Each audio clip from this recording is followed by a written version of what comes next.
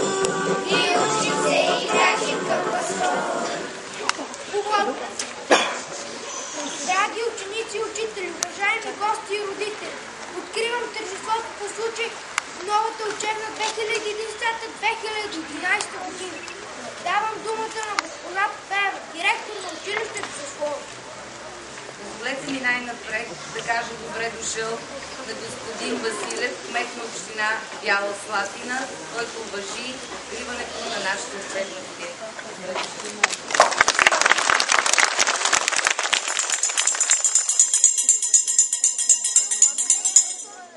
Звънец, който бие за всички български деца, който известява началото на новата учебна година. За 129 път, с трепет и ентусиазъм, ученици и учители ще прекрачат прага на родното училище, на начално училище Цани Гинчев.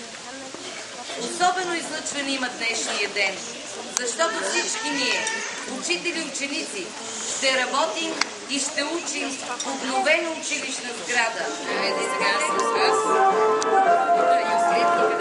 Високи сини планини, реки и златни равнини, небето както от куприна, това е моята родина. Небето както от куприна, това е моята родина. Обичам тази земя голяма, както сино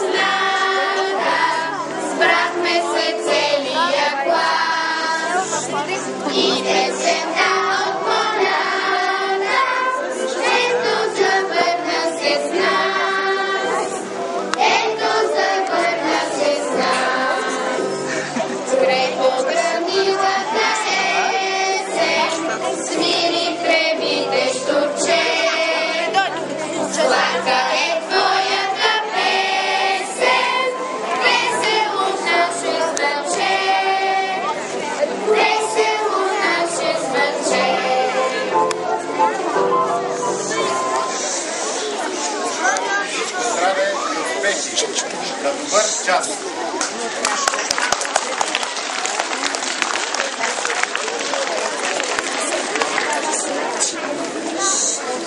традиция първи в класните стаи ще влязат най-малките наши ученици, първокласниците. Заповядайте, драги ученици, първи А клас с класен ръководител госпожа Магдалена Цветкова.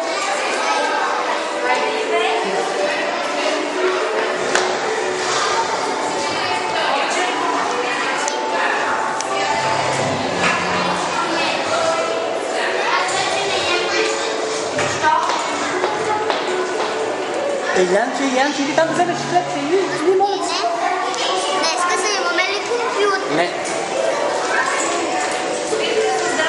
Айде, Илиянче. Хапвай бързо, хапвай. Антка, хайде сега сядай някъде, Хайде, влизи, Илиянче, влизи навътре, Илиянче.